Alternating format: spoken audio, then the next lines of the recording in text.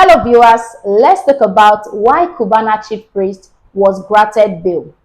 However, Idris Okuneye, popularly known as Bobrisky, was convicted and sentenced to 6 months imprisonment on the same subject matter. A lot of people on the social media has made a lot of comments like Idris Okuneye, Bobrisky is actually the scapegoat. It's all about who knows people at the judiciary, I mean the judges, or it's all about who actually have money to pull a lot of power and all of those things. I read a lot of things yesterday, and I feel people don't really understand this legal process when it comes to criminal procedure in Nigeria, and that is what this video is all about. If you're watching my video for the first time, my name is Mary and I'm a practicing lawyer in Nigeria. On this YouTube channel, I share videos to educate the general public. So in my previous video, I discussed the speculation on Bobrisky being involved in a homosexual relationship and the fact that he's a cross-dresser. I actually deliberated a lot on that topic in my previous video. So which means the fact that Bobrisky is a cross-dresser, or speculation that probably is involved in homosexual relation, I addressed that, and that actually means that is not the basis for his arrest. It wasn't the basis. So I just want people to understand that aspect, why we just oppose Cubana Cheif Priest case and Bobrisky's case. So the fact that Bobrisky deserves it, he's a cross-dresser, he's doing a lot of immoral things, fine, I understand. But that is not the reason why he was sentenced to that 6 months imprisonment. So which means Cubana Cheif Priest and Bobrisky, they were before the court on the same offense, and I think many of us might be guilty of that offense. I think, I'm not so sure. Anyway, in order not to digress, so the same offense. What is important to note is that in criminal litigation in Nigeria, when someone is being brought before the judge, that we call arraignment. The person, there is a charge that the person will actually need to take a plea. That is, you XYZ on so date, you committed an offense contrary to section so and so. So the court will ask you, do you understand what has been read? Not you. The court will ask that person, do you understand? Let me use the word suspect. Do you understand what has been read to you? The person will answer, yes, I understand, or no, I do not understand, I need an interpreter. So when the person says yes, the court will tell the person to take his or her plea. Plea means, yes, my lord, I am guilty. No, my lord, I am not guilty. In the case of Bobrisky, he said, yes, I am guilty. And that means that the court does not need to waste any time to convict and sentence. Conviction means, since there is a plea of guilty, which means the person has committed that offense. And sentencing means, you have committed this offense, what is the punishment? So in case of Bobrisky, when he made that plea, except in capital offenses are murder, armed robbery, manslaughter, except in those offenses, anytime someone make a plea of guilt, the court does not need to waste any time. The court just need to convict and sentence. But in capital offenses like murder, the court would actually want the prosecution to prove his or her case, because capital offenses comes with death penalty. So the court is quite not so strict. But non-capital offenses, bailable offenses like this offense, like this naira mutilation and abuse of naira, it's not a capital offense. So when Bobrisky took his plea, he was convicted on that particular day, and his sentencing was adjourned.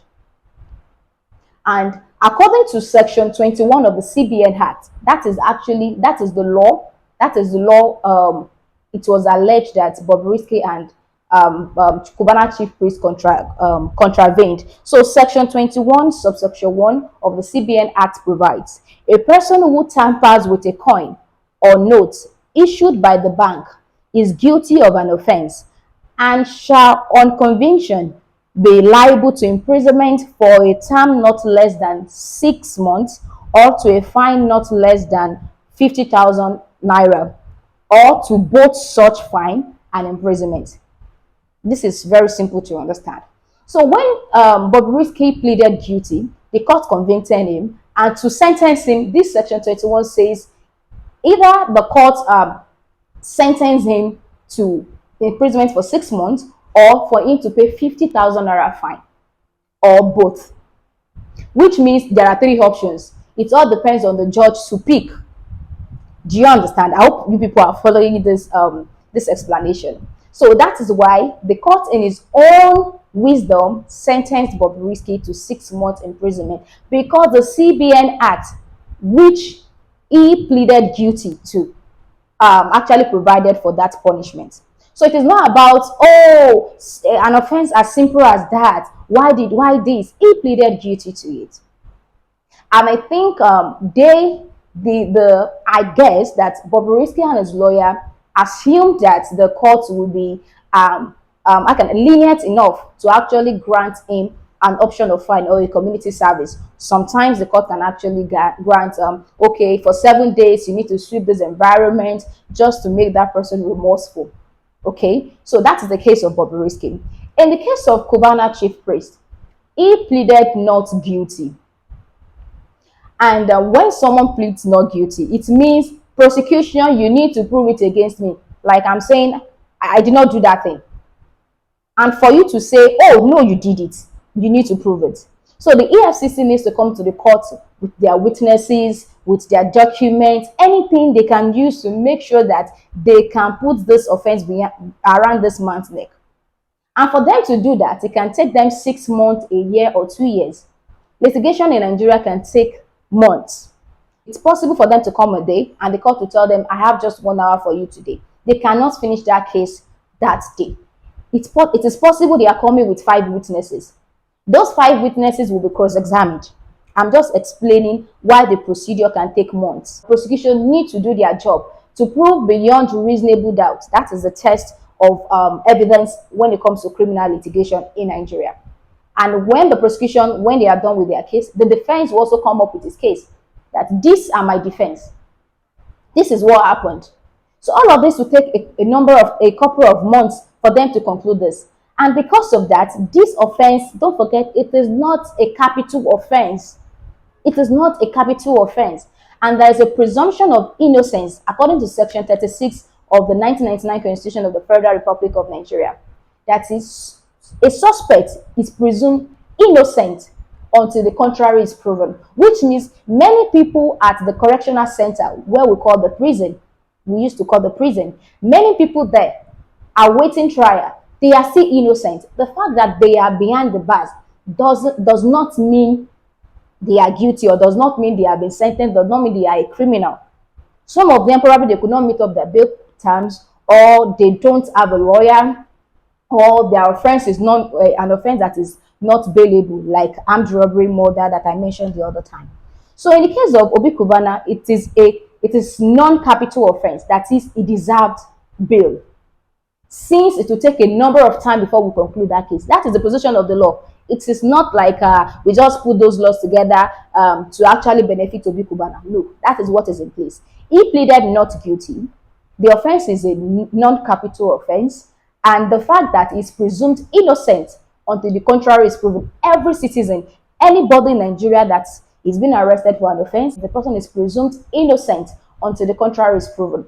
So since this man is still innocent until when the prosecution proves their case and the court gives a verdict, so he deserves bail. So the lawyer, in his wisdom, probably before his arraignment yesterday, once he was served the charge sheet, he quickly prepared the bail application.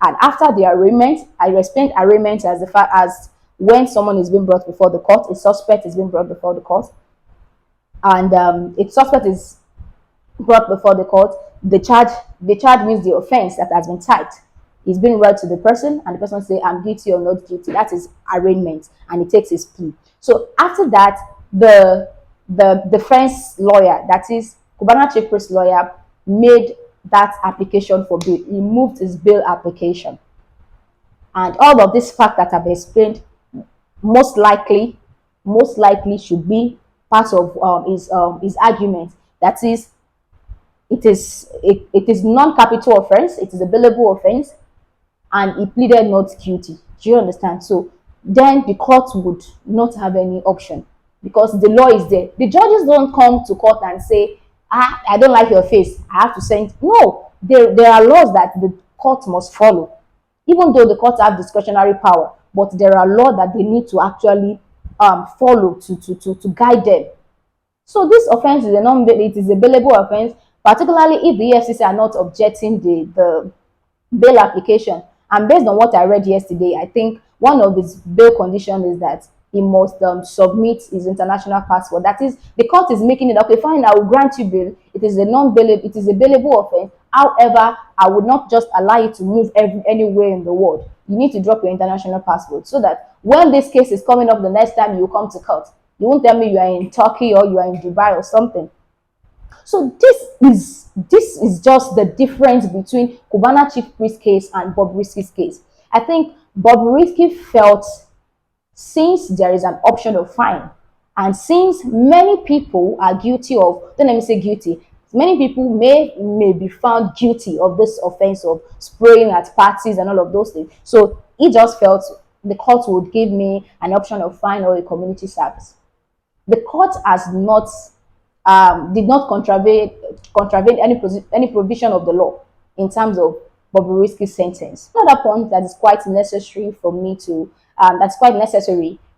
mention is the issue of plea bargain.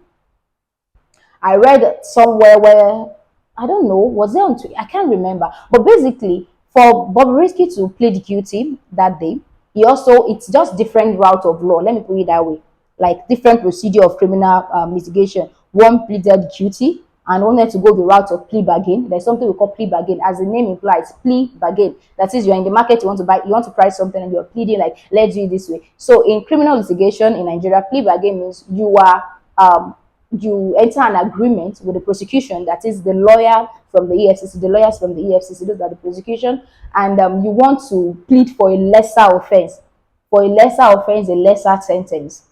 So Bobrisky went that route. Cubana Cheif Priest, I'm sorry, I can't say if I've been mentioning Obi Cubana. I think I used to mix their names up. Cubana Cheif Priest, please. Cubana Cheif Priest, on the other hand, went the way of not guilty and full trial. Okay, so Cubana Cheif Priest case will still be in court for a number of time. I think I've mentioned that. So plea bargain when it comes to Bobrisky's case, I think I read somewhere where someone said, why not community service? Why not option of fine? Section 270 of the Administration of Criminal Justice Act, that is what we use in the North. For Lagos, there is Administration of Criminal Justice Law. And I think according to Section 27 of their law, it is now Section 270 of the ACJ, of the one we use in the North. The fact that you enter plea bargain with the other party does not mean the court must follow what is in the agreement. What is important is the court shall consider. If you go through that act, you can just type it on Google, Section 270 of ACJA or ACJL. The L is for Lagos. 27, Section 227 for Lagos, ACJL, and 270 for the North, for Abuja, and some other states also use ACJA. Some other states, not just the North. Okay, so what is in that provision? Because some people were just like, there is an agreement and parties are bound by the agreement. That is, EFCC are not privy to the agreement anyway. So I don't know what the content is. That is, EFCC and Bobrisky, they had an agreement like, okay, once he pleads guilty, he has pleaded for a lesser offense, for a lesser sentence. So why didn't the court just grant that? No. Somebody is behind this case. I'm not sure that is the case, because the plea bargain we are talking about, what is important for the court, that is the judge, is that he shall consider the agreement. That is, it will not sound like, oh, I don't want to be aware, I don't want to be a part of any agreement. No, he shall consider it, he shall study it, but he is not mandated to follow what is there. That is, it is possible for the court, that is the judge, to just follow what is in the agreement. It is possible for him to vary what the sentence is. Peradventure, they agreed that, okay, since he has committed this, you would go for, let's say, 1 month imprisonment. The court can say, well, let me make it 6 months. Probably it is just there that, okay, we'll pay 500,000 naira fine. The court can say, no, let him pay 25,000 naira.